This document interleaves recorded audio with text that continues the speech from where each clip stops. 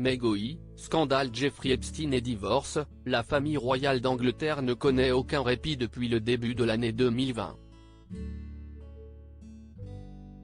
Ce samedi 22 février, c'était au tour de la princesse Anne d'apprendre une effroyable nouvelle. Debbie Zurich, son amie de longue date, a été tuée de sang-froid par son mari, John Zurich.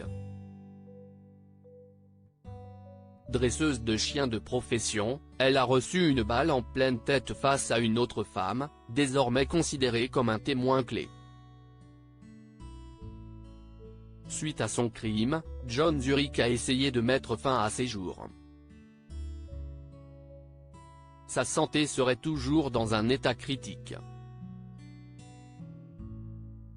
Un effroyable drame qui a plongé la princesse Anne dans un deuil immense et qui aurait pu être évité, comme le révèle un récent article de nos confrères britanniques de The Sun. Un porte-parole de la police d'Avon et Somerset l'affirme, les autorités ont tenté de saisir toutes les armes à feu autorisées dans le cadre d'une autre enquête visant John Zurich. La police était intervenue seulement quelques semaines avant l'assassinat de Debbie Zurich, au début du mois de février 2020. Toujours selon le porte-parole de la police régionale, aucune arme n'était restée dans les locaux après cette visite.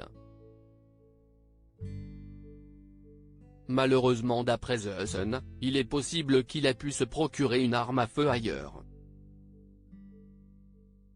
John Zurich déjà connu des autorités. La police connaissait déjà bien John Zurich, notamment pour conduite en état d'ivresse.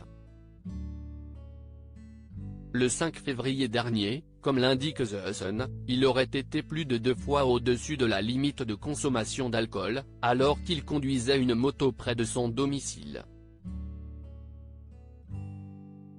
La limite légale est de 0,8 g par litre de sang, tout comme au Pays de Galles et en Irlande du Nord.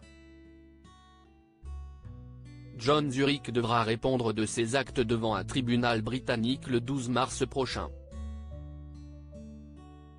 Grande amie de la princesse Anne, unique fille de Sa Majesté Elisabeth II, Debbie Zurich était aussi une connaissance d'une personnalité politique, Boris Johnson. En raison, le meurtre a eu lieu dans la maison d'enfance du Premier ministre britannique, là où son père Stanley Johnson réside encore.